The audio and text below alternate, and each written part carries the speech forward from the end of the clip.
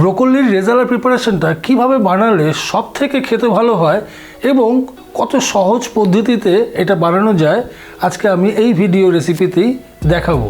আর এই রেসিপিটা যখন আমি বানাবো দেখবেন বেশ কিছু ট্রিক্স অ্যান্ড টিপস আপনাদের বলবো, যেটা আপনারা ব্যবহার করলে খুব সহজেই এই রেসিপিটা করতে পারবেন।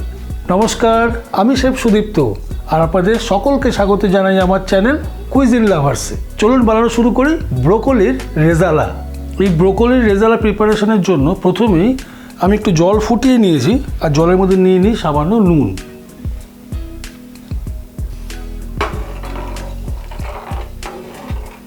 আর আমিও এই প্রিপারেশনের জন্য বড় বড় শেপে কিন্তু ব্রোকলিগুলোকে কেটে নিয়েছি। ব্রোকলিগুলোকে একটু আমরা এই গরম জলে ব্লাঞ্চ করে নেব।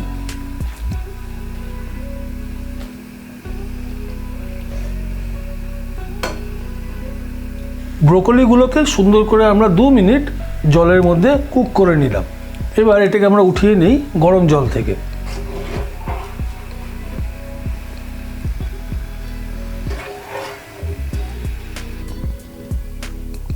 ব্রোকলিগুলো সেদ্ধ করে নেওয়ার পরে নিয়ে নিই কড়াইতে খানিকটা সাদা তেল। তেলটাও আমাদের গরম হয়ে গেছে। এবার ফোড়নে দেবো 5-6টা এলাচ, দারচিনি, লবঙ্গ, জয়িত্রী, গোটা জিরে আর 2টো শুকনো লঙ্কা। এইবার তেলের মধ্যে দিয়ে দিই একটু মোটা মোটা করে স্লাইস করে কেটে রাখা পেঁয়াজগুলোকে।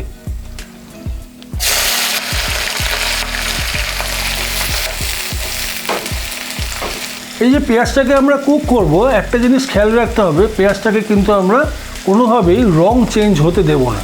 পেঁয়াজটা যতক্ষণ না ট্রান্সপারেন্ট কালার হচ্ছে ততক্ষণই আমরা কিন্তু এটা একটু কুক করব। পেঁয়াজটা এরকম ট্রান্সপারেন্ট কালার চলে আসলে এর মধ্যে আমরা দিয়ে দেবো কয়েকটা রসুনের কোয়া, একটু বড় বড় করে কেটে রাখা আদা আর 3টে মতন রাফলি কেটে রাখা কাঁচা লঙ্কা। দেখুন, আমি যেভাবে এই রেসিপিটা করছি আমার মনে হয় না কোথাও আপনারা এইভাবে রেজালা বানানো শিখেছেন। একবার আমার এই প্রসেসটা ফলো করুন, দেখবেন খুব কম সময় বানিয়ে ফেলতে পারবেন রেজালাটা, আর খেতেও কিন্তু অসাধারণ হবে। এবার দিয়ে দিই এর মধ্যে বেশ খানিকটা চারমগজ, কাজু বাদাম, পোস্ত, সামরিচ দিয়ে একবার ভালো করে আমরা মিশিয়ে দিই। এবার দিয়ে দিই 1/2 টিস্পুনের মতন জিরের গুঁড়ো, 1 টিস্পুন ধনের গুঁড়ো,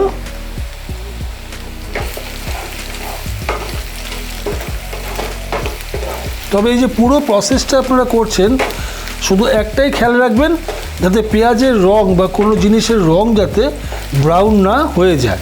এবার এর মধ্যে দিয়ে দিই আমি খানিকটা জল।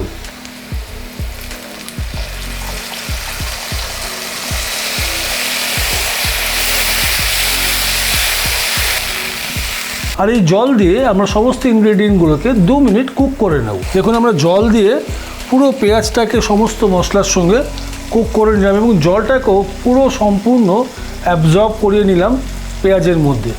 এইবার ফ্লেমটাকে অফ করে দিই আর 2-4 মিনিট ওয়েট করব। একটু ঠান্ডা হলে পরেই এই পুরো মিশ্রণটাকে আমরা পেস্ট বানিয়ে নেব। আমি পুরো পেঁয়াজের মিক্সারটা নিয়ে নিয়েছি মিক্সার গ্রাইন্ডারের বোলের মধ্যে। এর মধ্যে আমি দিয়ে দিই খানিকটা দই। এবার আমরা পুরোটাকে সুন্দরভাবে পেস্ট বানিয়ে নেব।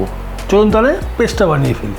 পেঁয়াজ, আদা, রসুন, কাজু বাদাম এবং অন্যান্য সমস্ত জিনিস দিয়ে যে মিক্সারটা বানিয়েছিলাম, দেখুন পেস্টটাও করে নিয়েছি। ঠিক দেখতে পেস্টটা এরকম স্মুথ এবং হোয়াইট হবে।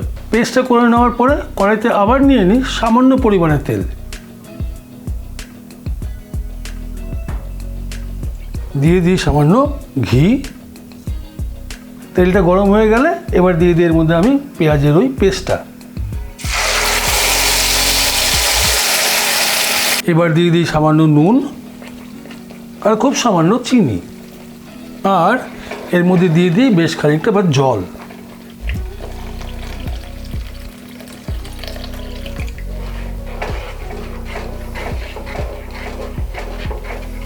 আর আমাদের একটু অপেক্ষা করতে হবে জলটা ফোটা অবধি। যতক্ষণে আমাদের গ্রেভিটা ফুটছে আমি একটু নিয়ে নিলাম খানিকটা দুধ, আর এর মধ্যে আমি দিয়ে দিই সামান্য পরিমাণে গোলাপ জল আর 2-3 ফোঁটা আতর। ব্যাস ভালো করে আমরা এবার মিশিয়ে দিই। দেখতে দেখতে আমাদের গ্রেভিটাও কিন্তু ফোটা শুরু হয়ে গেল। এবার দুধ, গোলাপ জল আর আতরের মিশ্রণটা মিশিয়ে দিই এই গ্রেভির মধ্যে।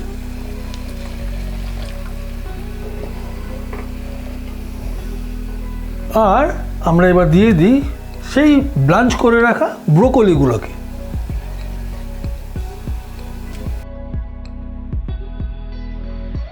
ব্রোকলিটা দিয়ে খুব ভালো করে মিশিয়ে দিলাম। এবার আমরা কড়াইটাকে ঢেকে ঠিক 2 মিনিট ঠিক কুক হতে দেবো আমরা ব্রোকলিগুলোকে গ্রেভির সাথে। ঠিক 2 মিনিট আমরা ব্রোকলিটাকে কুক করে নিলাম গ্রেভির সাথে। দেখা যাক কেমন হয়েছে আমাদের ব্রোকলির রেজালাটা। বাহ, আমাদের কিন্তু রেজালাটা সুন্দর হয়েছে দেখতে এবং খেতেও আশা করি দারুণ হয়েছে। এবার নামানোর আগে দিয়ে দিই সামান্য খোয়া ক্ষীর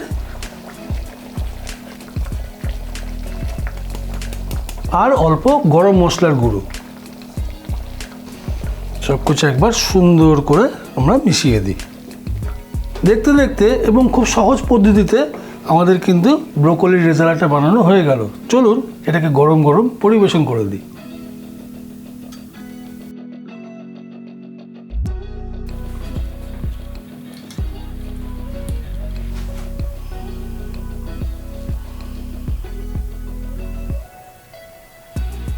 আমাদের কিন্তু চটজলদি তৈরি হয়ে গেল ব্রোকলির রেজালা প্রিপারেশনটা, যেটা একটু ইউনিক।